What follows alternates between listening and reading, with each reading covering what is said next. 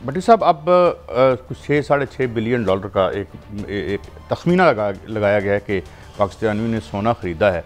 और डॉलरों के हवाले से भी हमें पता है, आप जानते हैं कि लोग अब ज़्यादा रिलाए हवाले और हुंडे, जिस तरह आप अभी थोड़ी देर पहले बता रहे थे कि वो उनका कारोबार फिर चमक गया है। और साथ साथ आप देखते हैं कि हमारे जो एसेट है, जिन पर हमारी रियासत के पैसे खर्च होते हैं, माँ बाप के पैसे खर्च होते हैं, वो बेचारे यहाँ डिग्रियाँ लेके धक्के खा रहे होते हैं और फिर आखिरकार वो यहाँ से उन मुल्कों में चले जाते हैं जो पढ़े लिखे लोगों की इज़्ज़त करता है। कई सब जिस मुल्क में इंसाफ नहीं ना होता वहाँ तबाही रहती है, वहाँ अल्लाह की रहमत नहीं आती। जुल्म जो ना सबसे ज़्यादा अल्लाह को नापसंदीदा जो चीज़ है ना, जुल्म है, नाइंसाफ़ी है। तो इस मुल्क में जुल्म, नाइंसाफ़ी और करप्शन में दौड़ लगी हुई है, ज़्यादा कामयाब किसने होना है। देखें, इस मुल्क की करेंसी पर लोगों का एतमाद नहीं रहा। आप कर्जे लेने के लिए डिफ़ॉल्ट क्या होता है, जब आप बहुत ज़्यादा कर्जा ले लें और कर्जा उतारने की पोजीशन में ना रहे और कर्जा उतारने के लिए रीशेड्यूल कराने के लिए पाँव पकड़े। देखिए भट्टी साहब, हमलन आप हो चुके हैं। मैं आपसे जो तकलीफ दे बात है वो ये है कि आज हमारी क्यों एक्सपोर्ट्स गिर गई हैं। कोई किसी में औकात है, हमें धमकियां देने की बड़ी औकात है। आके बताओ कि तुम्हारी वापडा की प्राइवेटाइजेशन 2 नंबर थी, कास्ट ऑफ डूइंग बिजनेस को तुम आसमान पे ले गए हो, एक्सपोर्ट्स कहाँ से होनी है। और खान साहब, आपने भी जो बिठाए हुए हैं ये लोग जो मैशत के आज आप कर रहे थे, 7.5 इनके पल्ले कख नहीं है। मुल्क की क्रीम है वो जा रही है। क्यों? क्योंकि आपने जुल्म, नाइंसाफी के लिए लोगों का एनआरओ देने का ठेका ले लिया है। ये जो पाकिस्तान को जिन्हों क्रीम ने ऊपर ले जाना था, जिनके माँ बाप ने बच्चों को पढ़ाया था कि पाकिस्तान में इनका मुस्तकबिल है, आपने पाकिस्तान का उनके लिए तारीख कर दिया जो सच बोलता है। आपको खुशामदी चाहिए, आपको गुलाम चाहिए। अब ये 7.5 लाख लोग दुनिया को जाकर तरक्की के रास्ते पे चलाएंगे और पाकिस्तान आप गुलाम रखना चाह रहे हैं। आप क्यों मेरिट पे नौकरियां नहीं देती? मैंने बताया ना, आज ही एक डॉक्टर जिसके 5-6 मेडल थे, ऊपर से चिट्ठाई सब कुछ को मिल गई। वो तो खैर हमारा सिलसिला ये चिट्टों पे ही चल रहे हैं सारे, कि कोई जनरल जिलानी की चिट लेके आया है, कोई चिट लेके आया है। बात ये नहीं है, ये चिटवी हैं सारे, मतलब जिस तरह काजी होता है ना, ये दिखिए ना। बात ये भट्टी साहब के सवाल ये है कि यहाँ पे लाखों रुपए, 60 लाख रुपए गालबन एक डॉक्टर पे लगता है। दूसरी बात ये है कि मैं आपको बताऊँ, खाते हैं तो कुछ लगाते भी हैं, अपने ऊपर लगाते हैं। और जो लोग यहाँ ये मौक़िफ़ रखते रहे हैं कि जी करप्शन से हमें फ़र्क नहीं पड़ता, पड़ा है फ़र्क। ये मॉडल नहीं चलेगा, ये खेल नहीं चलेगा। जब तक करप्शन रहेगी, शर्त लगा लें, जहां मर्जी मुझे ले जाए, ये मुल्क तरक्की की तरफ नहीं जाएगा। रोज बरोज इस पे कर्जे बढ़ते जाएंगे और आप का दम घुट जाएगा। लेकिन IMF आपको इतनी शराइत रखेगा। असल वजह करप्शन है।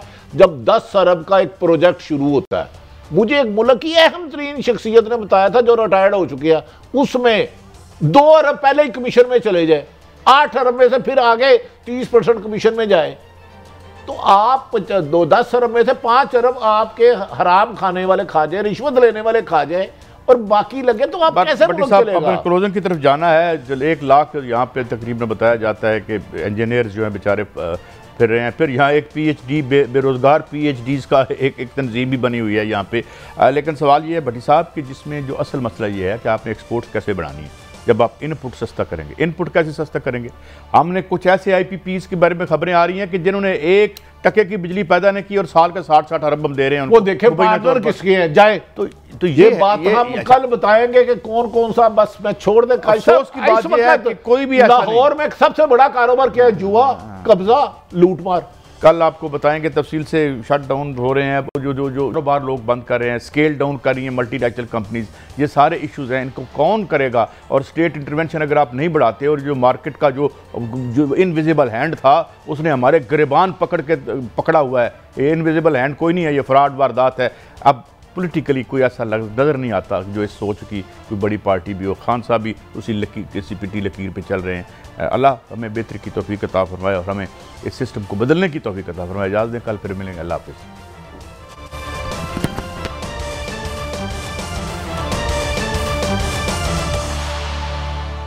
आप मुझे ये बताएं, जो हाथ काफ लीग के साथ नून लीग ने माजी में किए हैं, will anybody in his saner mind जाएगा इनकी तरफ? मेरे ख्याल में चौधरी शुजात साहब गलती कर रहे हैं। मादी में शुजात साहब से बड़ा एहतराम का रिश्ता है, परवेज़ लाई साहब से भी दरीना रिश्ता, और नून लीग वालों से भी काबिल एहतराम है।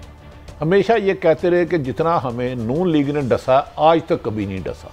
एक दफ़ा नहीं, सैकड़ों दफ़ा नहीं तो मिनिमम दर्जनों दफ़ा मैंने खुद अपने कानों से इनके अल्फाज सुने हैं।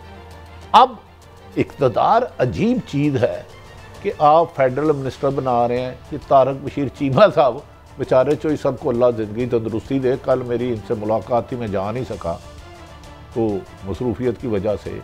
काजी साहब इन्हें भी अब कोई फ़ैसला करना होगा। दूसरी बात, आप कह रहे हैं कि पढ़े लिखे लोग जा रहे हैं, इधर क्यों रहें? किस पे झूठा पर्चा हो जाना है कोई पता नहीं, किसने घर जाते हुए अगवा हो जाना है किसी को कोई पता नहीं, किसने राह जाते हुए नामालूम गोली की वजह से मर जाना, उसके बच्चे यतीम हो जाने किसी को नहीं पता।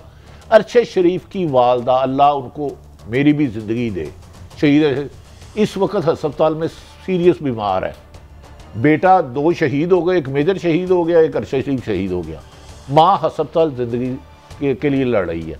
इस मुल्क में पढ़ा लिखा आज एक डॉक्टर था, उसके 15 मेडल हैं, वो कहते हैं मुझे नहीं ऊपर से पर्ची आई लिस्ट तो सारे डॉक्टर भर्ती कर दिए थे।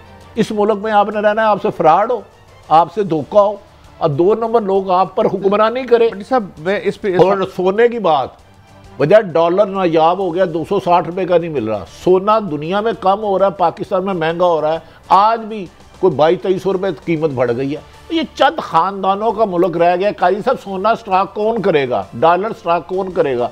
जिसके पास एक्स्ट्रा पैसा होगा।